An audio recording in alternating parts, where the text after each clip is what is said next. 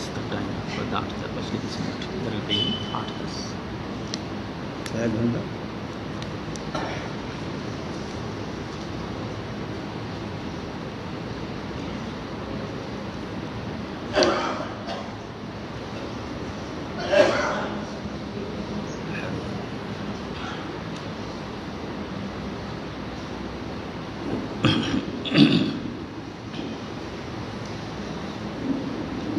السلام عليكم ورحمة الله وبركاته.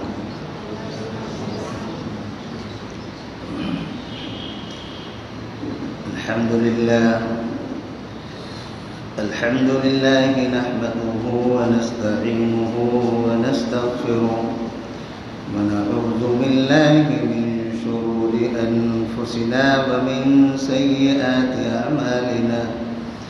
من يهده الله فلا مضل له ومن يضلل فلا هادي له. وأشهد أن لا إله إلا الله وحده لا شريك له. وأشهد أن محمدا عبده ورسوله أرسله بالحق بشيرا ونذيرا.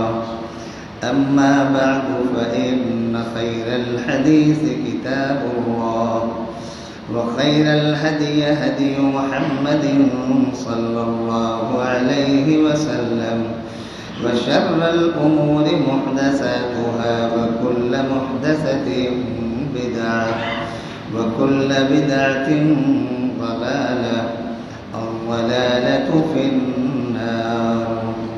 قال الله تعالى في كلامه المجيد: أعوذ بالله السميع العليم من الشيطان الرجيم. بسم الله الرحمن الرحيم. يا أيها الذين آمنوا اتقوا الله حق تقاته ولا تموتن إلا وأنتم مسلمون. وقال في مقام آخر: ولو كنت فظا غليظ القلب لانفضوا من حولك فاعف عنهم واستغفر لهم وشاورهم في الأمر فإذا عزمت فتوكل على الله. وقال في مقام آخر: وإنك لعلى خلق عظيم.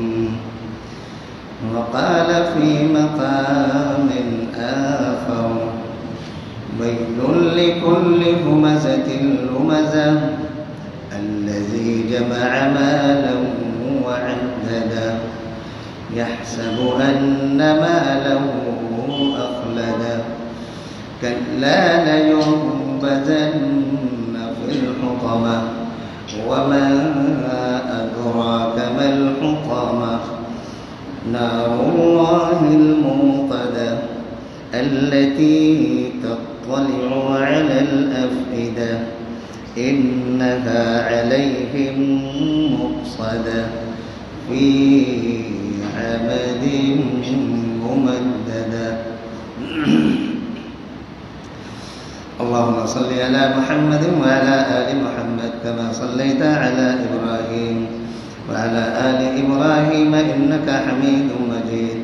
اللهم بارك على محمد وعلى آل محمد كما باركت على إبراهيم وعلى آل إبراهيم إنك حميد مجيد. رب اشرح لي صدري ويسر لي أمري واحلل عقدة من لساني يفقه قولي. سبحانك لا علم لنا إلا ما علمتنا إنك أنت العليم الحكيم. ربنا يسر ولا تعسر ولا تنقص وتمم بالخير وبك نستعين. اللهم رب زدني علما.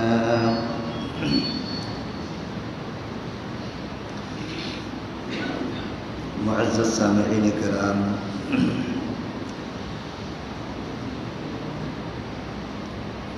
ماہانہ اجتماع پوار بستی کے حاضرین، دینی و ملی بھائیوں اور دوستوں، اللہ رب العالمین کے لیے حمد و ثنا ہے جو ساری کائنات کا خالق و مالک، مدبر و پالنہار ہے۔ درود و سلام ہو رحمت للعالمین، شفیع المذنبین، جناب محمد رسول اللہ صلی اللہ علیہ وسلم پر۔ قرآن مقدس کی چند آیتیں مختلف جگہوں سے تلاوت کی گئی ہیں۔ آج ان آیات کی روشنی میں درس کا موضوع ہے مومن کے اخلاق۔ اس موضوع کی ابتدا یہاں سے کرتے ہیں کہ عام طور پر دیکھا جائے تو سماج کے اندر نماز پڑھنے والے، روزہ رکھنے والے، زکوٰۃ دینے والے، حج کرنے والے حاجیوں کی تعداد کثیر ہے، لیکن جب ان کی اخلاقی زندگی کا جائزہ لیا جائے تو پتہ ہی چلتا ہے کہ اخلاقی میدان میں زیرو ہے، جبکہ اخلاقیات کے تعلق سے قرآن و سنت میں بہت زیادہ زور دیا گیا ہے۔ میرے بھائیوں دوستوں، موضوع ہے مومن کے اخلاق۔ اخلاق عربی میں اس کو خلق کہتے ہیں۔ خلق کے معنی کیا ہوتے ہیں؟ انسان کی باطنی شکل و صورت، باطنی شبیہ۔ باطنی شبیہ معنی اس کی دل کی کیفیت، اس کے دل کی صورتیں، اس کی دل کی شبیہ، یہ باطنی شکل و صورت ہے۔ اور انسان کا ایک ظاہر ہے، اس ظاہر کو عربی میں کہتے ہیں خلق۔ جیسے اللہ تعالیٰ نے فرمایا لَقَدْ خَلَقْنَا الْإِنسَانَ فِي أَحْسَنِ تَقْوِيمٍ، ہم نے انسانوں کو ایک بہترین سانچے میں تخلیق کیا ہے۔ تو انسان کی جو ظاہری شکل و صورت ہے، ہماری آنکھیں، ہمارے کان، ہمارے ہاتھ و پیر، ہماری ظاہری شکل جو ہمیں ایک دوسرے کو نظر آتی ہے، اسے عربی میں کہتے ہیں خلق۔ اور انسان کی ایک باطنی شکل و صورت ہے جو ظاہر میں نظر نہیں آتی، اسے کہتے ہیں خلق۔ اور دونوں کی اصلاح ضروری ہے، ظاہری شکل و صورت وضاقتہ یہ بھی ضروری ہے، اور اسی طریقے سے انسان کی جو باطنی شکل ہے وہ بھی ضروری ہے کہ اس کی اصلاح کی جائے۔ اس مسئلے کو ایک حدیث کی روشنی میں سمجھ لیں۔ وعن عبد اللہ بن مسعود رضی اللہ عنہ ان رسول اللہ صلی اللہ علیہ وسلم كان يقول اللهم احسنت خلقی فاحسن خلقی۔ حضرت عبداللہ بن مسعود رضی اللہ تعالی عنہ بیان فرماتے ہیں کہ نبی صلی اللہ علیہ وسلم برابر اللہ رب العالمین سے یہ دعا کرتے تھے، اللہم احسنت خلقی، اے اللہ تو نے میری ظاہری شکل و صورت کو بہت اچھا بنایا، فاحسن خلقی، تو اے اللہ تو میرے باطن کو بھی اچھا کر دے، باطنی شکل و صورت کو بھی اچھا کر دے۔ برابر نبی صلی اللہ علیہ وسلم دعا کرتے تھے۔ اور انسان کی باطنی شبیہ جتنی اچھی ہوگی، اس کی زبان سے، اس کی نگاہوں سے، اس کے ہاتھوں پیر سے، اس کے اعضائے بدنی سے جن اعمال کا صدور ہوگا، وہ اعمال بھی انتہائی اچھے ہوں گے۔ اور اگر باطنی شکل و صورت اچھی نہیں ہے تو اعضائے بدن سے، خاص طور پر زبان سے، آدمی کی باطنی شکل و صورت کی اچھائی اور برائی سمجھ میں آ جاتی ہے کہ اس انسان کی باطنی شکل اچھی ہے یا اچھی نہیں ہے۔ میرے بھائیوں اور دوستو، اخلاق کی 3 قسمیں ہیں۔ پہلی قسم کیا ہے؟ اخلاق حسنہ۔ اخلاق حسنہ کیا ہے؟ آپ کو کسی نے چائے پلائی، آپ نے بھی بدلے میں چائے پلا دی، تو یہ اخلاق حسنہ ہے۔ ایک قسم ہے اخلاق کی اخلاق کریمانہ، مطلب سامنے والا آپ کے ساتھ کبھی کوئی احسان نہیں کیا، لیکن آپ اس کے ساتھ احسان و کرم کا معاملہ کر رہے ہیں، تو یہ قسم ہے اخلاق کریمانہ۔ ایک تیسری قسم ہے اخلاق عظیمہ،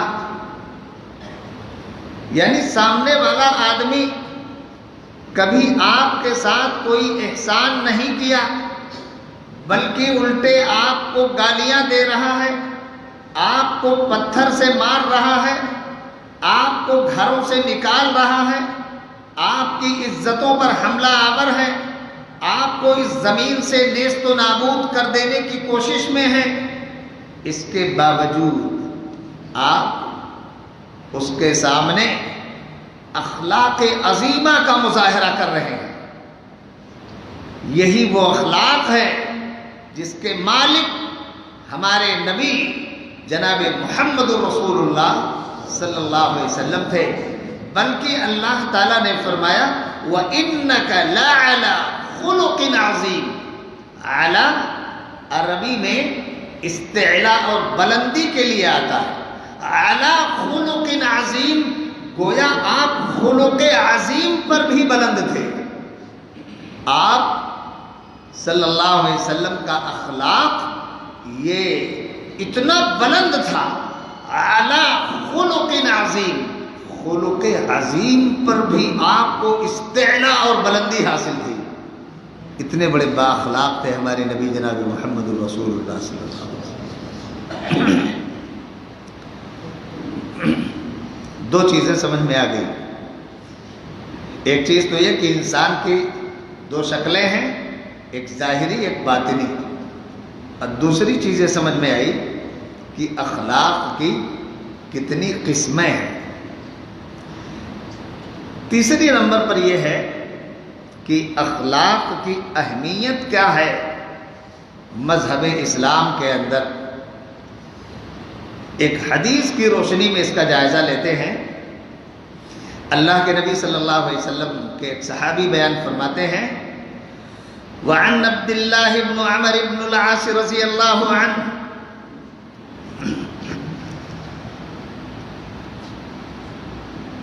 ان رسول اللہ صلی اللہ علیہ وسلم لم يكن فاحشا ولا متفحشا وقال ان من احبكم الي احسنكم اخلاقا وقال ان اللہ لیبغض الفاحش البذی رواہ الترمذی۔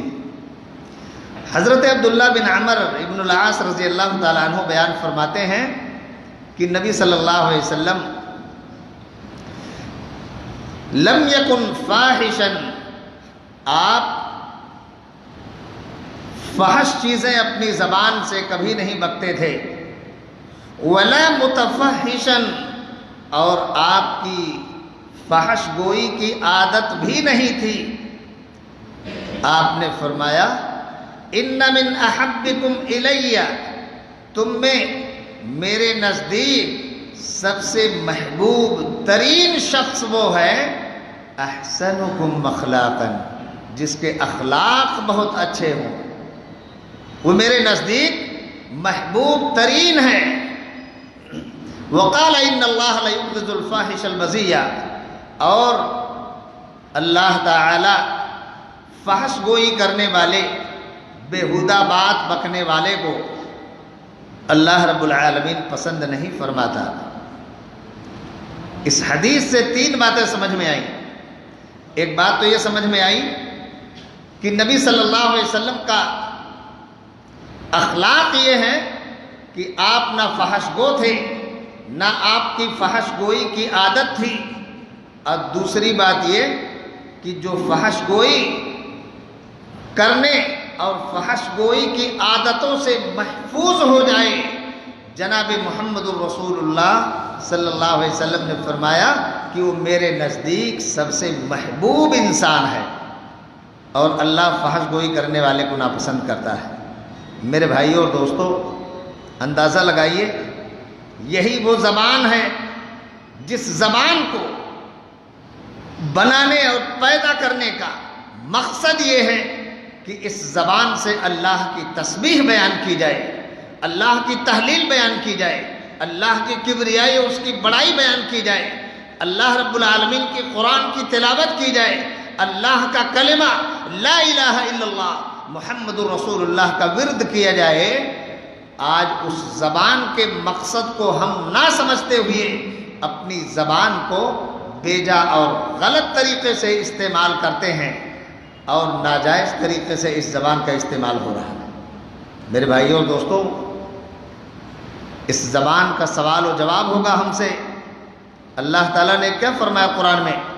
وَمَا يَلْفِظُ مِن قَوْلٍ إِلَّا لَدَيْهِ رَقِيبٌ عَتِيدٌ، انسان اپنی زبان سے جو بھی تلفظ کرتا ہے، فرشتے اسے سطروں میں لکھ لیتے ہیں، قلم بند کر لیتے ہیں۔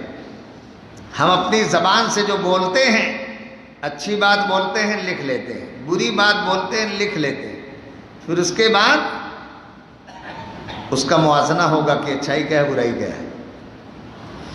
اس لیے ہمیں چاہیے کہ ہم اپنے زبان کی حفاظت کریں۔ اسی طریقے سے آپ دیکھیے، حسن اخلاق کا ایمان سے کتنا گہرا رشتہ ہے۔ ایک حدیث کی روشنی میں دیکھ لیتے ہیں۔ حضرت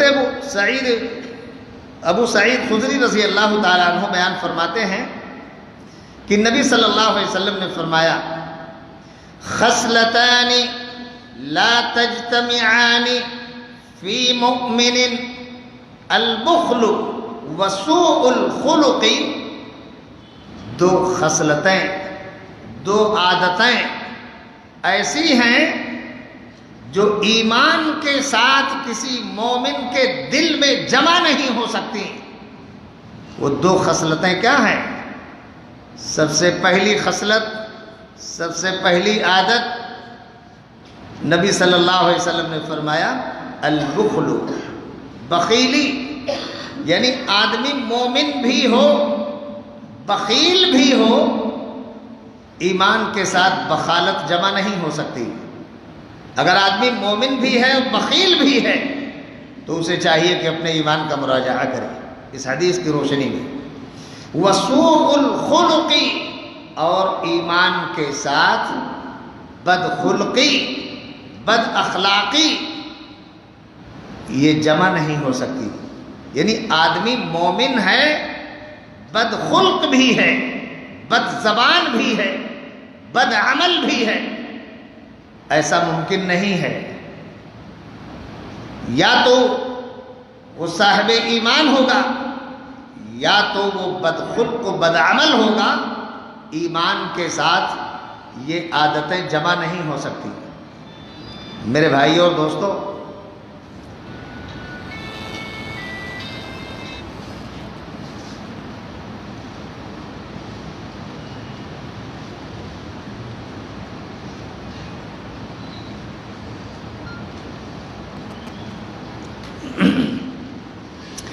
تو اس حدیث کی روشنی میں یہ بات سمجھ میں آئی کہ حسن اخلاق کا ایمان سے بہت گہرا رشتہ ہے۔ جہاں حسن اخلاق ہوگا وہاں ایمان ہوگا، اور جہاں ایمان ہوگا وہاں حسن اخلاق ہوگا، بد خلقی وہاں جمع نہیں ہو سکتی۔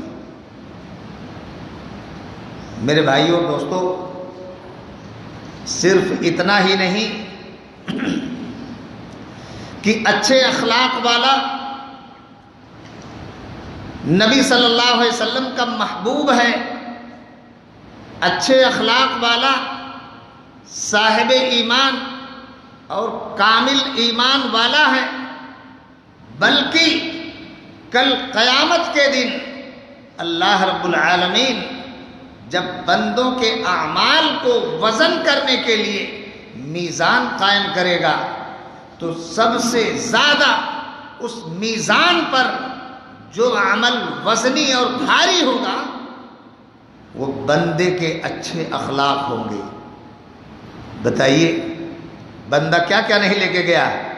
نماز پڑھ کے گیا ہے، روزہ رکھ کے گیا ہے، زکوٰۃ دے کر کے گیا ہے، ایثار و ہمدردی اور بہت ساری نیکیاں لے کر کے میدان قیامت میں اس کی حاضری ہو رہی ہے، لیکن ان تمام نیکیوں کے مقابلے میں جب بندے کے میزان پر اس کے اعمال کو وزن کیا جائے گا تو بندے کے تمام عملوں میں سب سے زیادہ بھاری، سب سے زیادہ وزندار اگر کوئی عمل ثابت ہوگا تو وہ بندے کا اچھا اخلاق ہوگا، بندے کے حسن اخلاق ہوں گے۔ دلیل کے طور پر ایک حدیث لے لیں۔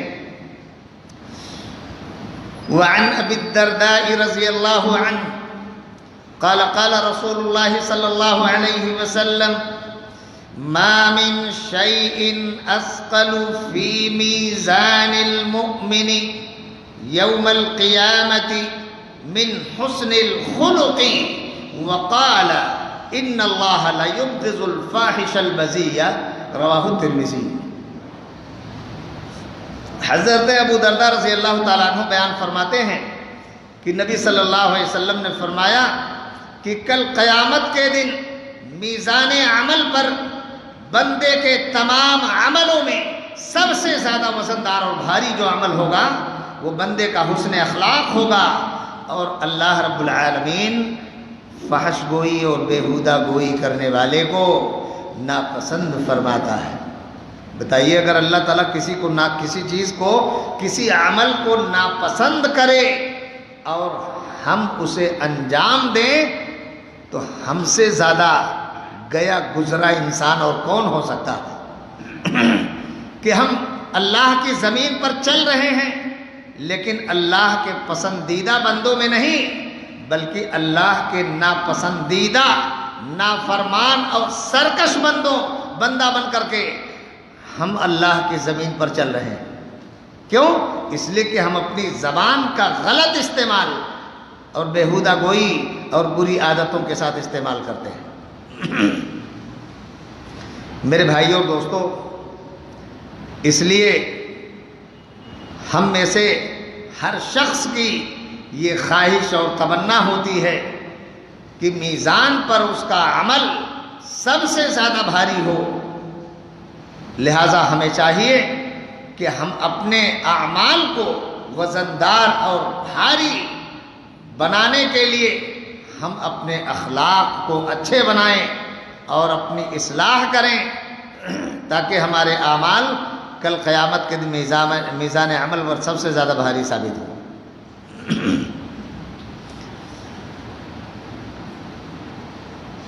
اسی طریقے سے آپ دیکھیے اللہ کے نبی جناب محمد الرسول اللہ صلی اللہ علیہ وسلم سے سوال کیا گیا اس سلسلے میں، سئل رسول اللہ صلی اللہ علیہ وسلم عن اکثر ما يدخل الناس الجنہ، نبی صلی اللہ علیہ وسلم سے پوچھا گیا کہ اے اللہ کے نبی وہ کون سا عمل ہے جس کو انجام دے کر کے انسانوں کی اکثریت جنت کے اندر داخل ہوگی، وہ کون سا عمل ہے بتائیے۔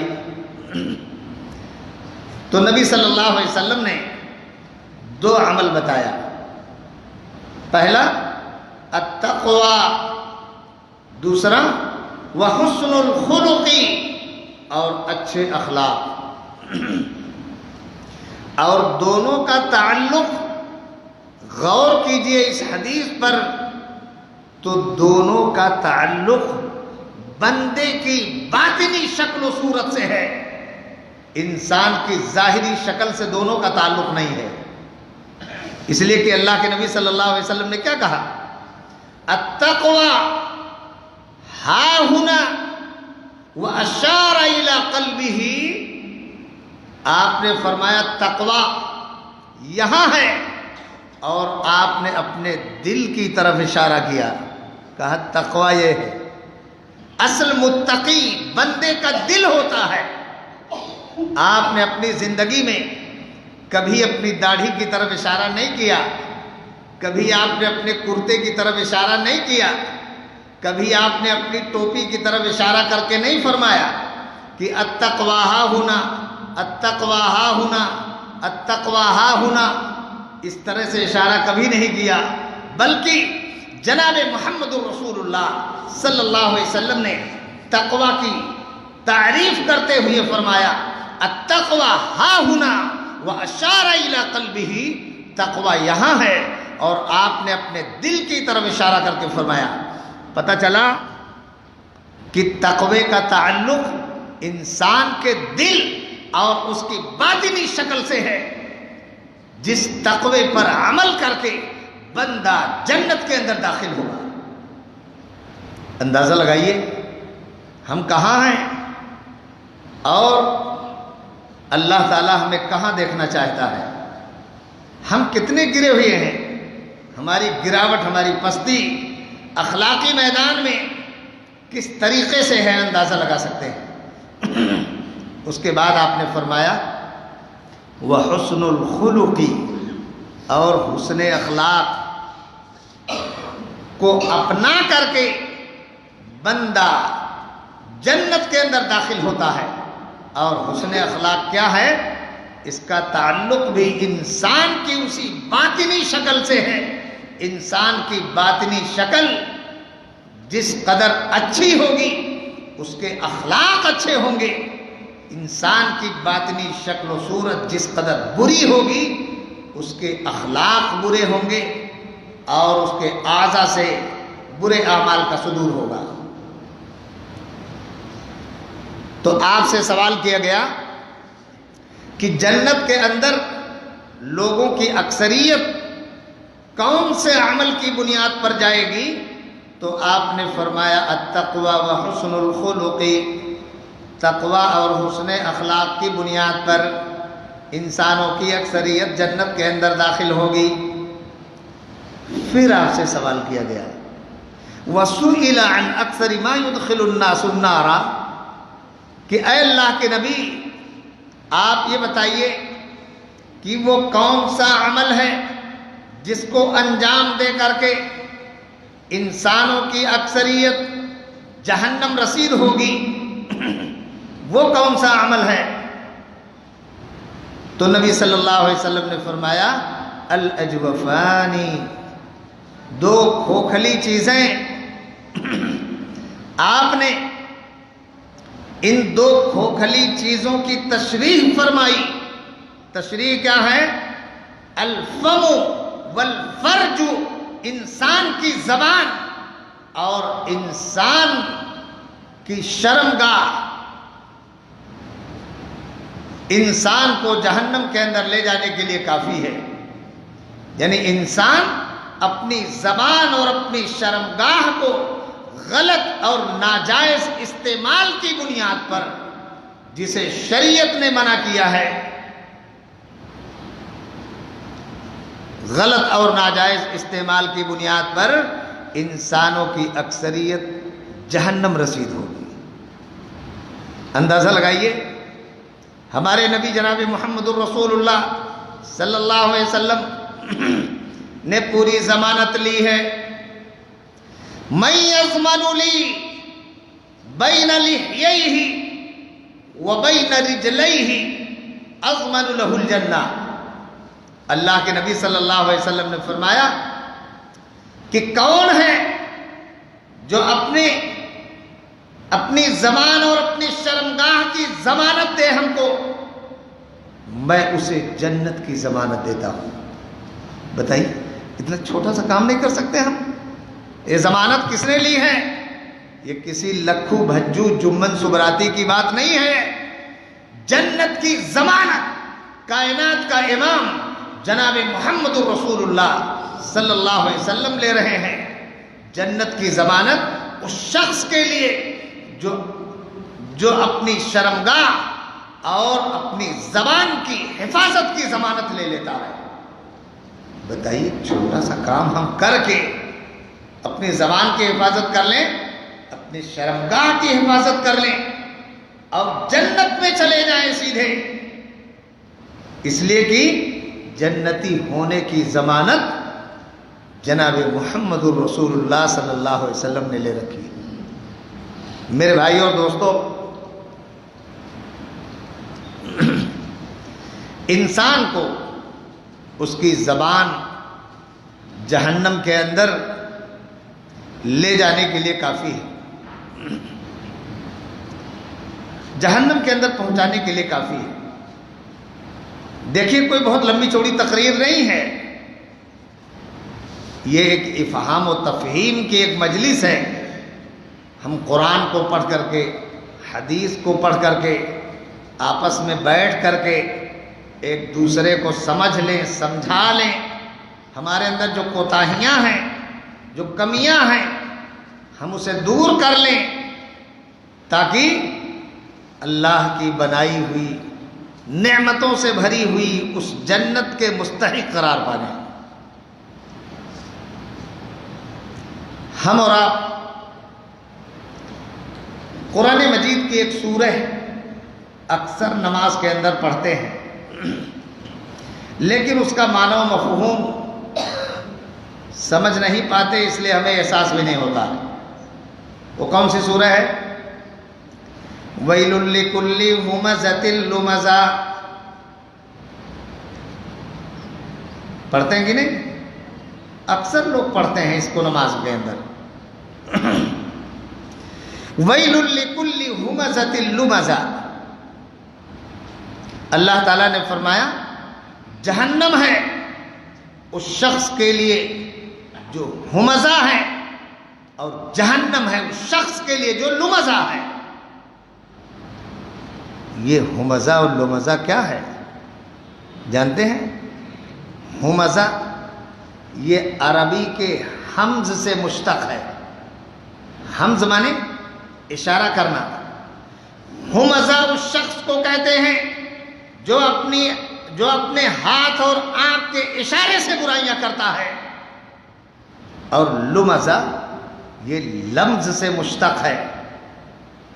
لمز کے معنی ہوتے ہیں کسی کی اپنی زبان سے تحقیر و تذلیل کرنا، لمز کے معنی. تو لمزہ اس شخص کو کہتے ہیں جو اپنی زبان سے کسی کے لیے تحقیر اور ذلت آمیز جملے استعمال کرتا ہے. کسی غریب کے لیے، کسی کمزور کے لیے، کسی ناتما کے لیے کہ ہمارا مد مقابل نہیں، ہمارا کر ہی کیا سکتا ہے. اپنی اپنی زبان سے اس بندے کے لیے تحقیر آمیز جملے استعمال کرتا ہے، اللہ تعالیٰ نے دونوں کے بارے میں فرمایا وَيْلٌ لِكُلِّ ہُمَزَةٍ لُمَزَةٍ، جہنم ہے اس شخص کے لیے جو اپنے ہاتھ سے اپنی آنکھوں کے اشارے سے برائیاں کرتا ہے، اور جہنم ہے اس شخص کے لیے جو اپنی زبان سے کسی انسان کے لیے تحقیر اور تذلیل آمیز جملے استعمال کرتا ہے، کسی کو ذلیل اور رسوا کرنے کے لیے اپنی زبان سے اس طرح کے جملے استعمال کرتا ہے جس سے کسی کی ذلت و رسوائی ہو جائے۔ اللہ نے فرمایا دونوں کے لیے جہنم ہے۔ بتائیے ہم کتنا اشارہ کرتے ہیں، ہاں اشارہ سمجھیں گے؟ بسا اوقات کچھ باتیں ہوتی ہیں تو آدمی اپنی آنکھوں سے اشارہ کر دیتا ہے، قتل ہو جاتا ہے۔ اشارہ کیسے کرتا ہے؟ قتل ہو گیا۔ بتائیے ایک لمحے کے اندر آدمی وہاں پہنچا نہیں، اشارہ کر دیا، قتل ہو گیا کسی بندے کا، کسی کی عزت لوٹی لی گئی، کسی کا مال لوٹ لیا گیا، کسی کی جائیداد پر ناجائز قبضے کر لیے گئے، آنکھ کے ایک اشارے سے۔ اور بسا اوقات بندہ آنکھ سے اشارہ نہیں کرتا بلکہ ہاتھ سے کرتا ہے، اس طرح اشارے کرتا ہے اور انسانوں کا قتل، ان کی عزت و آبرو داؤں پہ لگ جاتی ہے۔ اور بسا اوقات اپنے کو اچھا اور دوسروں کو حقیر و ذلیل سمجھتا ہے، اس لیے اپنے لیے اچھے جملے پسند کرتا ہے اور اپنے غریب، ناتماہ، بےکس، کمزور بھائیوں کے لیے برے جملے پسند کرتا ہے اور اپنی زبان سے غلط جملے استعمال کرتا ہے، جو جملہ شاید اگر اسے کہہ دیا جائے تو اسے خود اپنے لیے پسند نہیں ہوگا۔ اسی لیے اللہ تعالیٰ نے دونوں کے بارے میں فرمایا وَيْلٌ لِكُلِّ ہُمَزَةٍ لُمَزَةٍ، جہنم ہے اس شخص کے لیے جو اپنے ہاتھ اور آنکھ کے اشارے سے برائیاں کرتا ہے، اور جہنم ہے اس شخص کے لیے جو اپنی زبان سے تحقیر آمیز جملے اپنے کسی بھائی کے لیے استعمال کرتا ہے۔ دونوں کے لیے جہنم۔ غور کیجئے ہم کہاں ہیں، ہمارے اندر کتنی برائیاں ہیں، کتنی کمی ہمارے اندر پائی جاتی ہے۔ ہمیں چاہیے کہ ہم اپنی کمیوں کو دور کر لیں اور اپنی اصلاح کریں۔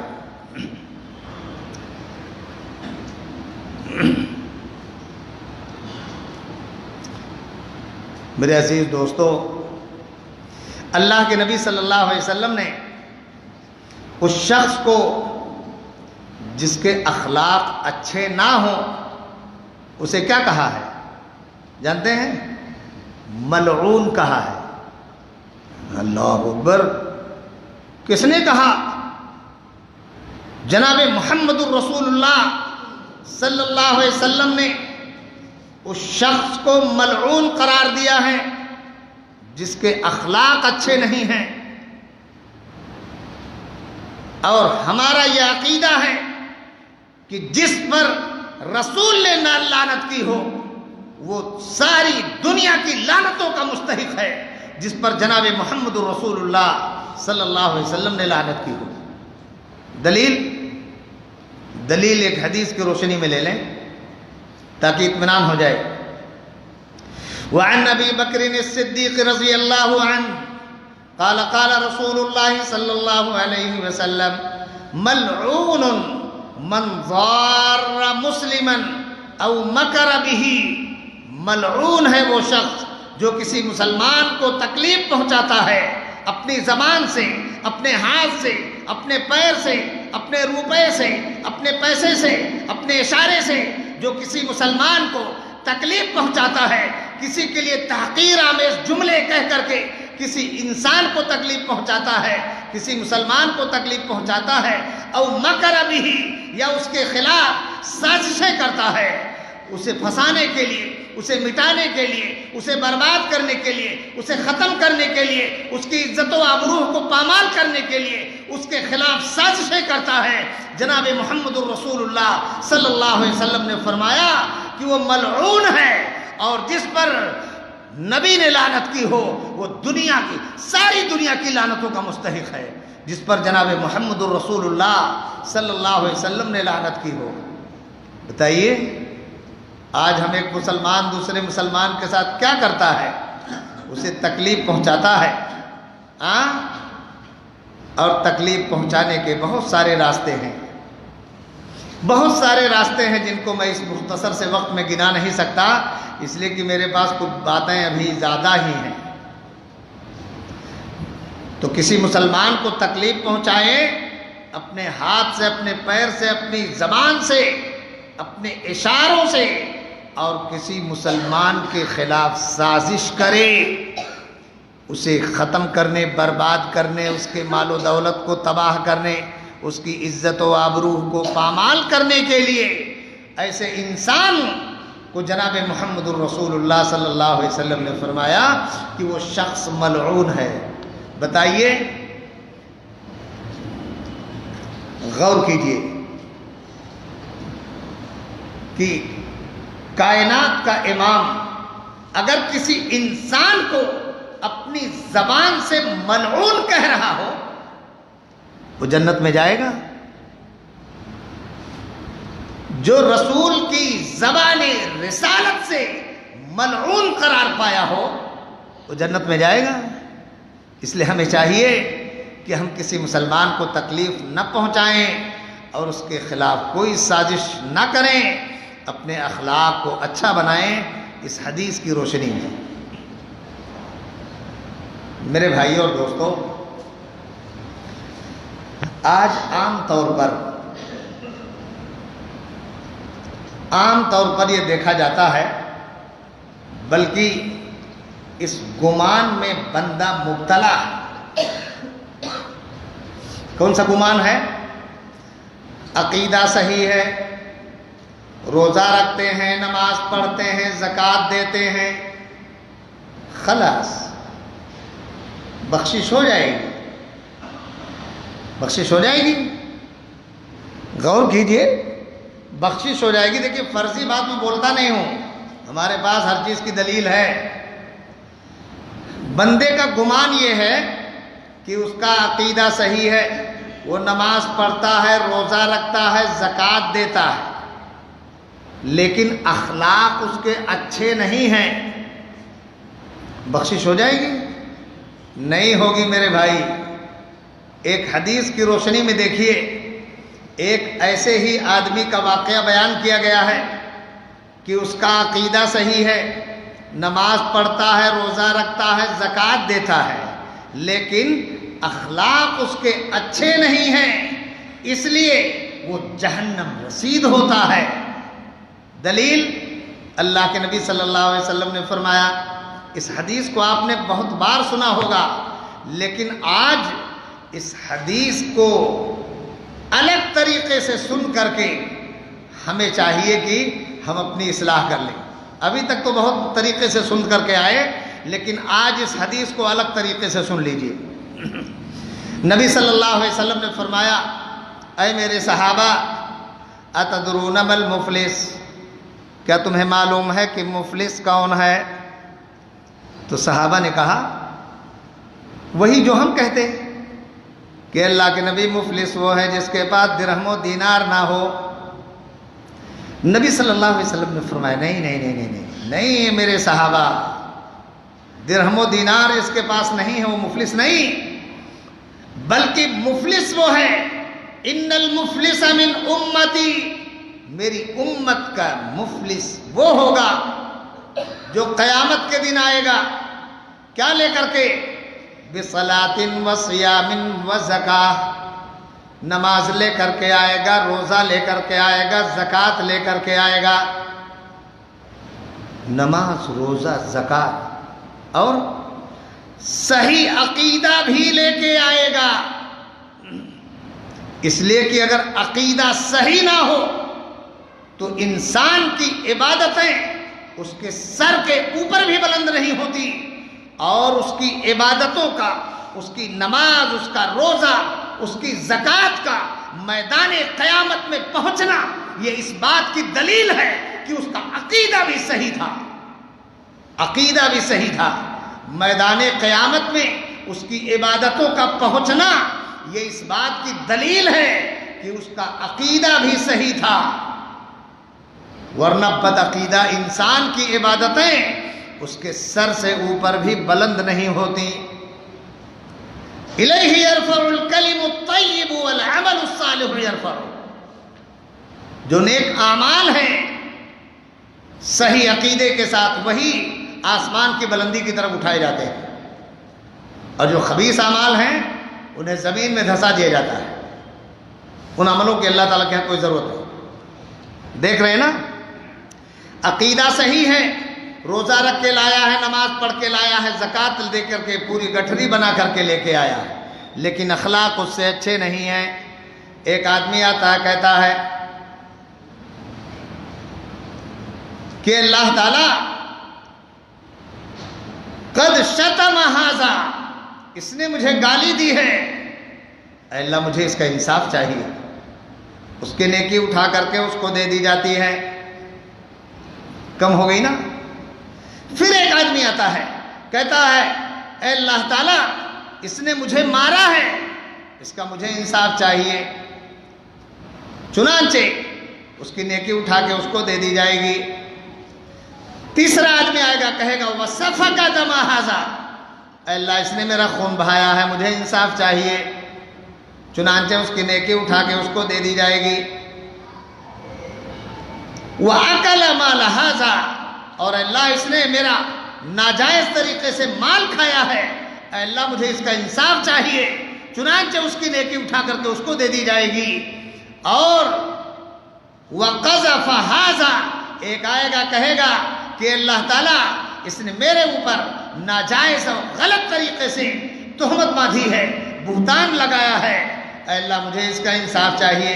چنانچہ اس کی نیکیاں، اس کی ساری نیکیاں اٹھا کر کے ان لوگوں کو دے دی جائیں گی جن کو گالی دی ہے، جن کو مارا ہے، جن کا خون بہایا ہے، جن کا مال کھایا ہے، جن پر تہمت لگائی ہے، جن پر بہتان باندھا ہے، ان سارے لوگوں کو اس کی نیکیاں اٹھا کر کے دے دی جائیں گی۔ پھر بھی لوگ فہرست میں کھڑے ہوں گے، کہیں گے اللہ نیکیاں تو اس کی ختم ہو گئی لیکن مجھے انصاف نہیں مل پایا۔ نیکی تو ختم ہو گئی لیکن ہمیں انصاف نہیں ملا۔ چنانچہ اللہ رب العالمین ان بندوں کی خطائیں اٹھا کر کے اس کے اوپر لادنا شروع کرے گا۔ فَطُرِحَتْ عَلَيْهِ ثُمَّ طُرِحَ فِي النَّارِ، پھر اسے جہنم رسید کر دیا جائے گا۔ غور کیجیے، لوگوں کی خطائیں اٹھا اٹھا کر کے اس بندے پر جس کا عقیدہ صحیح تھا، روزہ رکھا تھا، نماز پڑھا تھا، زکوٰۃ دیا تھا، لیکن اخلاق اچھے نہیں تھے، اس بدخلقی کی بنیاد پر لوگوں کے گناہ، پہلے تو اس کی نیکیاں تقسیم ہوئیں، پھر لوگوں کا گناہ اٹھا اٹھا کر کے اس کے اوپر لادا گیا۔ فَطُرِحَتْ عَلَيْهِ ثُمَّ طُرِحَ فِي النَّارِ، پھر اسے جہنم رسید کر دیا گیا۔ بتائیے اگر آج ہمارے اوپر یہ حدیث فٹ آ جائے کہ ہمارا عقیدہ صحیح ہے، نماز صحیح ہے، روزہ صحیح ہے، زکوٰۃ صحیح ہے، لیکن زبان صحیح نہیں ہے، نگاہیں صحیح نہیں ہے، ہاتھ صحیح نہیں، پیر صحیح نہیں، سوچ صحیح نہیں، چال صحیح نہیں، چلن صحیح نہیں، لوگوں کے ساتھ، لوگوں سے تعلقات اچھے نہیں، تو بتائیے ہماری یہ نیکیاں کل قیامت کے دن لے لی جائیں گی، اور جو انجام اس بندے کا ہوا وہی انجام ہمارا بھی ہوگا اگر ہم نے اپنے اخلاق کو اچھا نہیں بنایا۔ اس لیے ہمیں چاہیے کہ ہم اپنے اخلاق کو اچھا کریں۔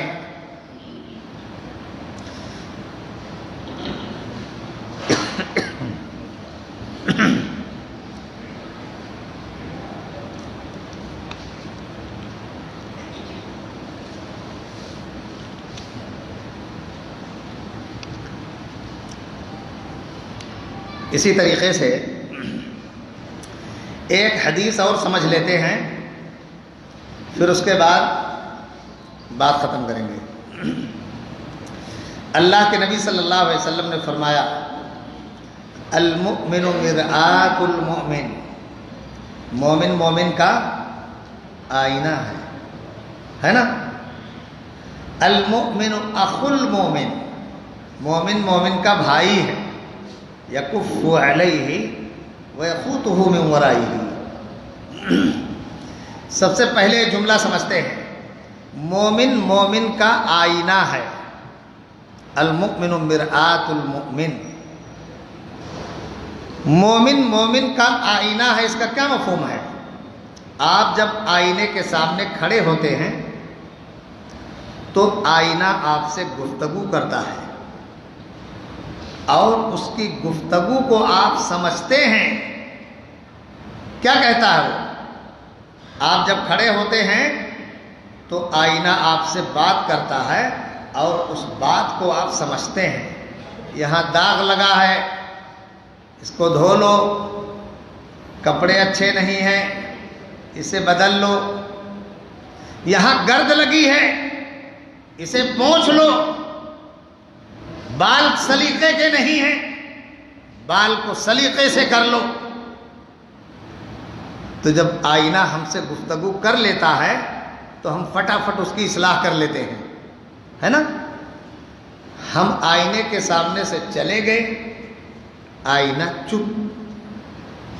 اب دوسرا آیا، اس آئینے کے سامنے کھڑا ہوتا ہے تو جو چلا گیا ہے اس کی بات اس دوسرے سے نہیں کرتا، بلکہ اس دوسرے نمبر پر جو آ کے کھڑا ہوا ہے اس سے اسی کی بات کرتا ہے۔ پھر اس سے کہتا ہے کہ یہ ہے وہ ہے، خرابی وہ خرابی، اس کو دھل لو، صاف کر لو۔ وہ چلا گیا۔ پھر تیسرا آیا، آئینے کے سامنے کھڑا ہوتا ہے تو آئینہ ان پہلے اور دوسرے لوگوں کے تعلق سے چپ ہے۔ جو تیسرا آدمی آئینے کے سامنے کھڑا ہے اس تیسرے کے تعلق سے گفتگو کرتا ہے۔ تو مومن مومن کا آئینہ ہے۔ اس کا مفہوم یہ ہے کہ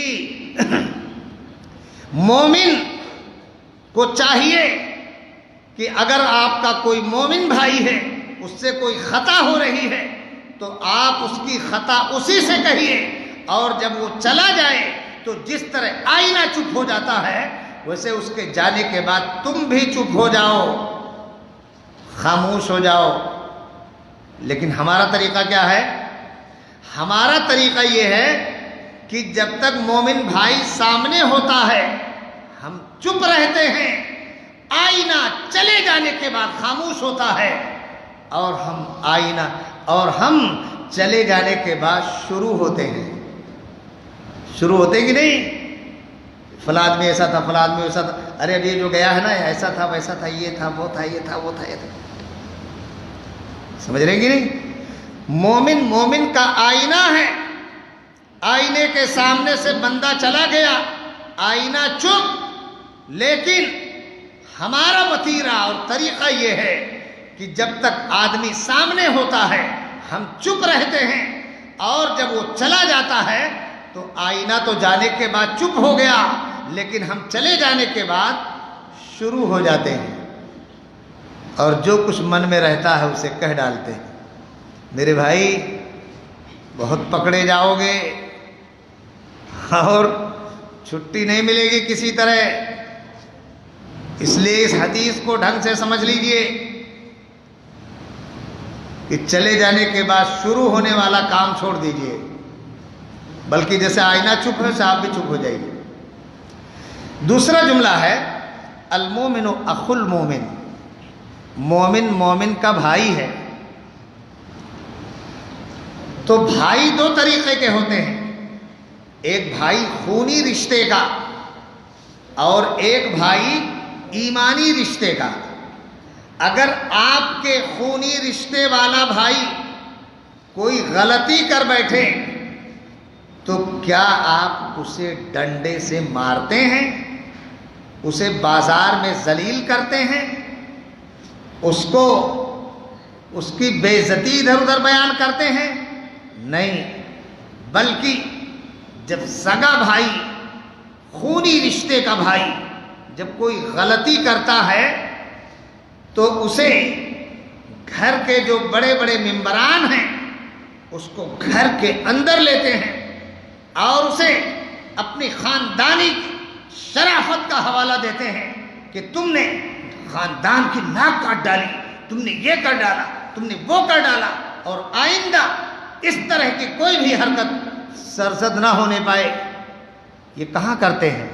یہ بند کمرے میں، تاکہ ہمارے خونی رشتے والے بھائی کی بے عزتی نہ ہو جائے، اس کی عزت کو چھپانے کے لیے ایسا کرتے ہیں۔ لیکن اگر ایمانی رشتے والا بھائی جو شریعت کے نزدیک، اللہ اور اس کے رسول کے نزدیک خونی رشتے والے بھائی سے بھی زیادہ ایمانی رشتے والے بھائی کی اہمیت اور اس کا مقام ہے، ہم سگے بھائی کی عزت کو تو محفوظ کرتے ہیں، لیکن جب ہمارے ایمانی رشتے والے بھائی سے کوئی غلطی سرزد ہو جائے تو ہم اسے بند کمرے میں سمجھانے کی کوشش نہیں کرتے، بلکہ اسے اس کی عزت کو لے کر کے اچھالتے ہیں۔ مارکیٹ میں، میدانوں میں، بازاروں میں، پان کی دکانوں پر، چائے کی دکانوں پر اس کی عزتوں کو اچھالنے کی کوشش کرتے ہیں، جبکہ تمہارے اس خونے رشتے والے بھائی سے بھی زیادہ اس کا مقام اور مرتبہ ہے شریعت اسلامیہ کے نزدیک۔ اس لیے ہمیں چاہیے کہ جس طریقے سے جو معاملہ ہم اپنے خونی رشتے والے بھائی کے ساتھ کرتے ہیں، وہی معاملہ ہم اپنے ایمانی رشتے والے بھائیوں کے ساتھ بھی کریں۔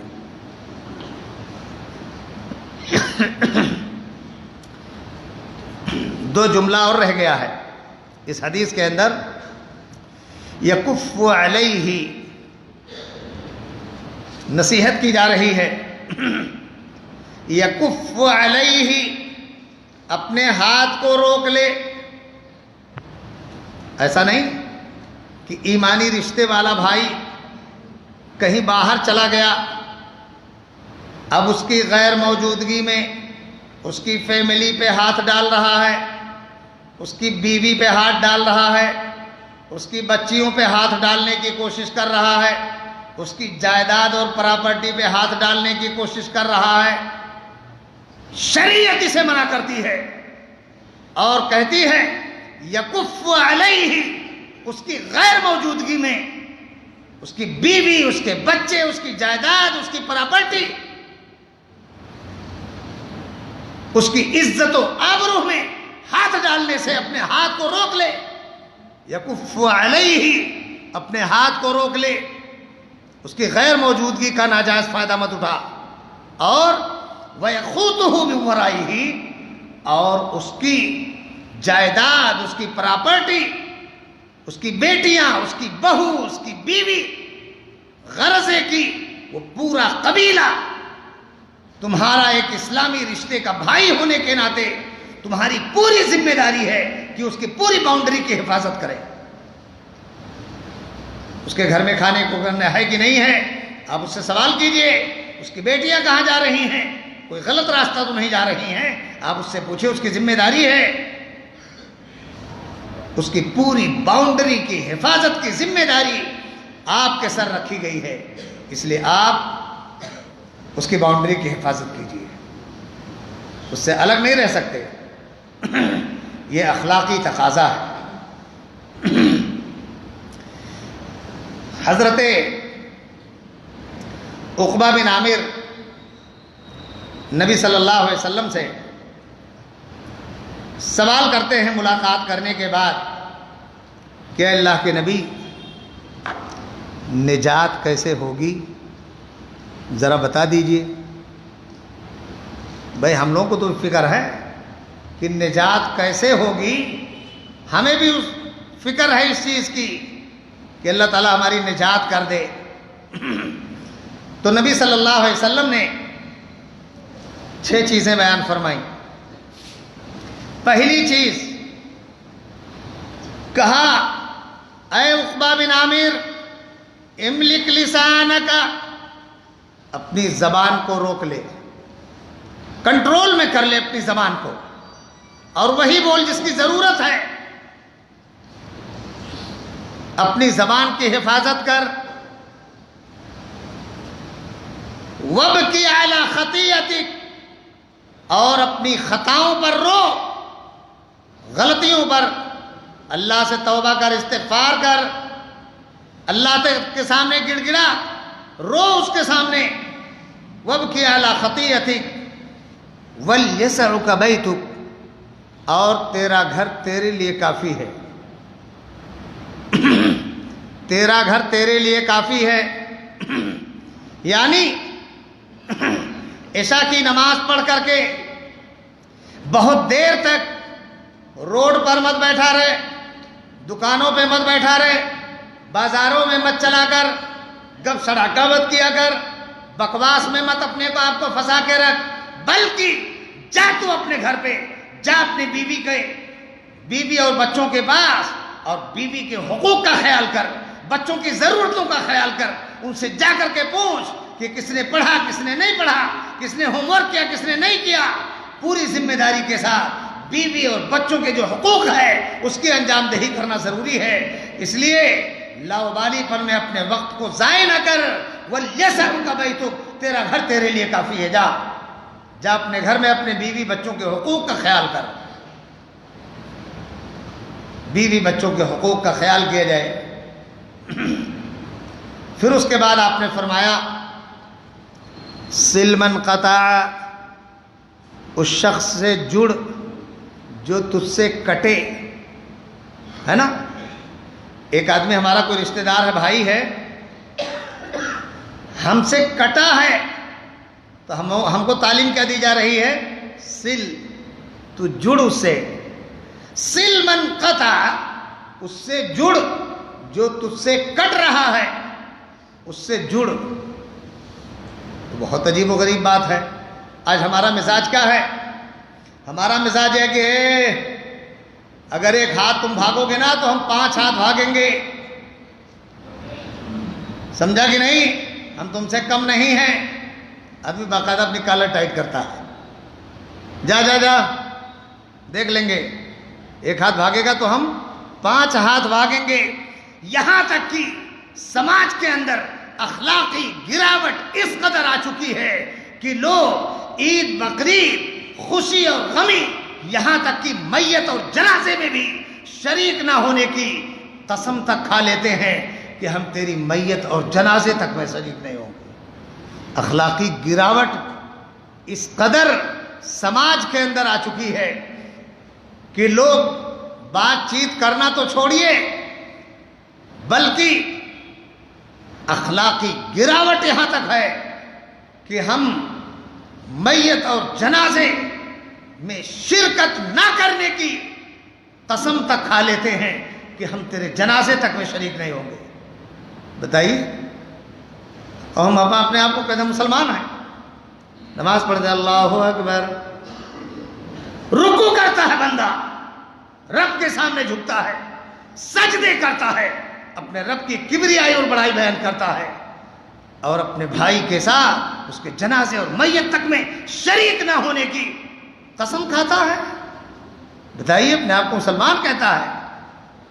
اس کے بعد نبی صلی اللہ علیہ وسلم نے ایک نصیحت اور فرمائی، وَأْتِ مَنْ حَرَمَكَ، اس شخص کو دے جو تجھے محروم کر دے۔ مثال کے طور پر کسی نے آپ کو کوئی چیز نہیں دیا تو آپ جواب ایسا نہ دیجئے کہ وہ نہیں دیا تھا تو ہم بھی نہیں دیں گے، نہیں۔ اگر کتا آدمی کو کاٹ لے اور آدمی دوڑ کے کتے کو کاٹ لے، بتائیے دونوں میں کوئی فرق ہے؟ دونوں تو کتے ہو گئے۔ اس لیے وَأْتِ مَنْ حَرَمَكَ، اس شخص کو عطا کیا جائے۔ اخلاق کا تقاضا یہ ہے جس نے تمہیں محروم کر دیا ہے، اور حسن اخلاق کی تلوار ہے یہ۔ اس کے بعد آپ نے فرمایا وَاعْفُ عَمَّنْ ظَلَمَكَ، اور جس نے تمہارے اوپر ظلم کیا ہے اس ظالم کو معاف کر دیا جائے، ظلم کو معاف کر دیا جائے، اس لیے کہ معاف کر دینا یہ اللہ کے نیک بندوں کی صفات ہیں۔ والکاظمین الغیظ والعافین عن الناس، غصے کو پی جانے والے اور لوگوں کو معاف کرنے والے، یہ کون ہیں؟ یہ وہ لوگ ہیں جو اللہ کے نیک بندے ہیں، جن کے لیے اللہ تعالیٰ نے زمین و آسمان سے بھی کشادہ جنت بنا رکھی ہے۔ اس لیے ہمیں چاہیے کہ ہم اپنے بھائیوں کو معاف کر دیا کریں۔ ٹائم ہو گیا؟ ہو گیا نا؟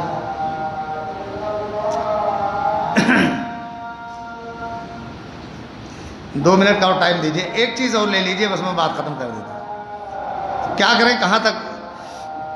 ایک چیز اور لے لیجیے۔ غیبت، بہت برائی کرتے ہیں ہم اور آپ ایک دوسرے کی، ہاں چہرہ گھمانے کی بھی دیر نہیں لگتی ہے۔ میرے بھائی، سماج بہت خراب ہو چکا ہے، معاشرہ بہت زیادہ گر چکا ہے، اسلامی معاشرہ نہیں رہ گیا۔ مسلمان تو ہیں لیکن معاشرہ ان کا اسلامی نہیں رہ گیا۔ چہرہ گھمانے کی بھی دیر نہیں ہوتی کہ لوگ ایک دوسرے کو گالیاں دینا شروع کر دیتے ہیں، غیبت کرنا۔ اللہ کے نبی صلی اللہ علیہ وسلم نے فرمایا غیبت کرنے والوں کے بارے میں، یا معاشر من اسلم من آمن بلسانہ ولم يدخل الایمان قلبہ، اے لوگوں کی جماعت جو اپنی زبان سے ایمان لائے لیکن ان کے دل میں ایمان ابھی تک داخل نہیں ہوا، وَلَمْ يَدْخُلِ الْإِيمَانَ قَلْبُهُ، ایمان ابھی تک ان کے دلوں میں داخل نہیں ہوا۔ پتہ یہ چلا کہ سماج کے اندر کچھ اس طرح کے جراثیم بھی ہیں جو اپنی زبان سے تو مسلمان ہیں لیکن وَلَمْ يَدْخُلِ الْإِيمَانَ قَلْبُهُ، ابھی ایمان ان کے دلوں کے اندر داخل نہیں ہوا ہے۔ سماج میں کچھ ایسے بھی جراثیم ہیں۔ وہ کون لوگ ہیں؟ غیبت کرنے والے۔ غیبت کرنے والے زبان سے ایمان لاتے ہیں لیکن دل میں ایمان داخل نہیں ہوا ہے۔ اللہ کے نبی صلی اللہ علیہ وسلم نے فرمایا لا تغتابوا المسلمین ولا تتبعوا عوراتهم، تم مسلمانوں کی غیبت نہ کرو اور ان کے پردے کے پیچھے نہ لگو، ان کی عزت و حیا کے پیچھے نہ لگو۔ آج ہم ایک دوسرے کی عزت، اس کی حیا کے پیچھے لگ کر کے اس کے دامن حیا کو چاک کرنے کی کوشش کرتے ہیں کہ اس کے حیا کے پردے کو پھاڑ دیا جائے اور اس کی عزتیں جو گھر کی چہار دیواری کے اندر محفوظ ہے اسے غیبت کر کے اس چہار دیواری سے اس کی عزتوں کو باہر مارکیٹ کے اندر لا کر کے پیش کر دیا جائے۔ بتائیے، ایک آدمی مسلمان ہے، اپنی بیٹی، اپنی بہو، اپنی بیوی، اپنے بیٹوں کی، اپنے خاندان اور قبیلے کی عزتوں کو گھر کی چہار دیواری کے اندر باؤنڈری مار کر کے محفوظ کیے ہوئے ہے، لیکن غیبت کرنے والا آدمی تجسس کر کے اس کی عزتوں کو پیچھے لگ کر کے، اس کی ٹوہ میں لگ کر کے ان عزتوں کو جو مسلمان اپنی چہار دیواری کے اندر بند کیے ہوئے ہے ان عزتوں کو چہار دیواری کے باہر لاتا ہے اور لوگوں کے درمیان اس کو پھیلاتا ہے۔ بتائیے، مسلمان ہے؟ ایسا آدمی مسلمان ہو سکتا ہے جو کسی انسان کی لباس اور اس کی حیا کے پردے کو پھاڑنے کی کوشش کر رہا ہے؟ اللہ اس کے حیا کے پردے کو پھاڑ دے گا۔ وَلَا تَتَّبِعْ عَوْرَاتِهِمْ، ان کے حیا کے پیچھے، ان کی عزتوں کے پیچھے نہ لگو۔ وَمَنْ يَتَّبِعْ عَوْرَاتِهِمْ يَتَّبِعِ اللَّهُ عَوْرَتَهُ، اور جو کسی مسلمان کی عزت و حیا کے پیچھے لگ کر کے اس کی غیبت کرتا ہے تو اللہ اس غیبت کرنے والے کے پیچھے لگ جاتا ہے. یتبع اللہ عورتہ ومن یتبع عورتہ یفضح فی بیتہ. اور اللہ جس کو مٹانے اور جس کی عزتوں کو پامال کرنے کے پیچھے لگ جائے تو اللہ اسے اس کے گھر کے اندر ذلیل کر دیتا ہے اور اپنے گھر کی چہار دیواری میں ذلت و رسوائی اس کا مقدر بن جاتی ہے. اللہ جس کی عزتوں کے پیچھے لگ جاتا ہے. اس لیے میرے بھائیوں اور دوستو، ہمیں چاہیے کہ ہم اپنے اخلاق کو اچھا بنائیں اور کسی بھی مسلمان کی عزت و آبرو، اس کی حیاداری جسے وہ چھپا کر کے، سماج سے چھپا کر کے اپنے گھر کی چہار دیواری کے اندر بند کیا ہے، اس کی عزتوں میں ہاتھ ڈالنے کی کوشش مت کرنا. اپنے اخلاق کو صحیح کرو. اللہ کے نبی صلی اللہ علیہ وسلم کے ایک صحابی بیان کرتے ہیں کہ نبی صلی اللہ علیہ وسلم نے مجھے نصیحت کیا، یا بنی ان قدرت ان تصبح وتمسی ولیس فی قلبک غش لاحد ففعل. اے میرے بیٹے، اگر تم اس چیز پر قادر ہو، اگر تم یہ کام کر سکتے ہو، اگر تمہارے اندر اتنی قدرت اور سکت ہے کہ ایسی صبح کرو، ایسی شام کرو کہ کسی کے خلاف تمہارے دل کے اندر کوئی کینہ اور بغض نہ ہو، ففعل، تو تم ایسا کرو. صبح ایسی کرو کہ کسی کے خلاف دل میں کوئی کینہ بغض نہیں ہے. شام ایسی کرو، اپنے بستروں پر جب سونے جاتے ہو تو ایسا کینہ اور بغض لے کر کے اپنے بستروں پر مت لیٹو، اپنے دل کو صاف رکھو. اگر ایسا کر سکتے ہو تو نبی نے نصیحت کیا ففعل، تو ایسا کر ڈالو. اور جانتے ہیں بندہ جب رات میں سوتا ہے تو اس کی روح قبض کر لی جاتی ہے. سمجھ رہے ہیں؟ اس کی روح قبض کر لی جاتی ہے اور اللہ جسے چاہتا ہے صبح اسے اس کی روح واپس کر کے نئی زندگی کی شروعات کرتا ہے. اور ہر صبح یہ موقع دیتا ہے کہ ہو سکتا ہے آج توبہ کر لے، ہو سکتا ہے آج توبہ کر لے، ہو سکتا ہے کہ آج توبہ کر لے. ہر صبح اس کی زندگی کی نئی صبح ہوتی ہے اور ہر صبح اسے توبہ کرنے کا موقع دیا جاتا ہے. اگر ہم کینہ اور بغض لے کر کے اپنے بستروں پر لیٹ جائیں اور ہماری روح کو قبض کر لیا گیا نیند کی حالت میں، پھر ہماری روح واپس نہ آئے تو بتائیے، کینہ اور بغض لے کر کے اپنی قبروں کے اندر منو مٹی کے نیچے بندہ جا کر کے لیٹ جاتا ہے. اپنی قبروں میں جا کر کے کینہ، بغض اور حسد لے کر کے اپنی قبر میں جا کے سو جاتا ہے. اندازہ لگائیے کتنا خطرناک. اس کے بعد نبی نے فرمایا وَيَا بُنَيَّ وَذَلِكَ مِن سُنَّتِي، اور اے میرے بیٹے یہ میری سنت ہے. وَمَنْ أَحْيَا مِن سُنَّتِي فَقَدْ أَحْيَانِي، اور جس نے میری سنت کو زندہ کیا اس نے مجھے زندہ کیا. وَمَنْ أَحْيَانِي كَانَ مَعِيَ فِي الْجَنَّةِ، اور جو مجھے زندہ کیا وہ میرے ساتھ جنت کے اندر ہوگا. میری سنت کو زندہ کیا، کیا مفہوم ہے؟ یعنی کینے اور بغض سے، حسد سے، ان بیماریوں سے، ان غلاظتوں سے اپنے سینے کو پاک کرنا، یہ نبی کی سنت کو زندہ کرنا ہے. اور جس نے یہ کام کیا اس نے نبی کی سنت کو زندہ کیا. اور جو نبی کی سنت کو زندہ کرنے والا ہے وہ کل قیامت کے دن اللہ جب جنت اور جہنم کا فیصلہ کرے گا تو اس بندے کا فیصلہ جناب محمد الرسول اللہ صلی اللہ علیہ وسلم کی معیت میں اسے جنت کے اندر جگہ ملے گی. میرے بھائی اور دوستو، اس لیے کسی شاعر نے کہا ہے کہ انسان سے انسان کو کینہ نہیں اچھا، اور جس سینے میں کینہ ہو وہ سینہ نہیں اچھا. یہ چند باتیں تھیں اخلاق کے تعلق سے. اللہ رب العالمین سے دعا ہے کہ بار الہ ہمیں ہر طرح کی برائیوں سے توبہ کرنے اور اپنے اخلاق کو اچھا بنانے کی توفیق عطا فرمائے. سبحان ربک رب العزت عما یصفون وسلام علی المرسلین والحمد للہ.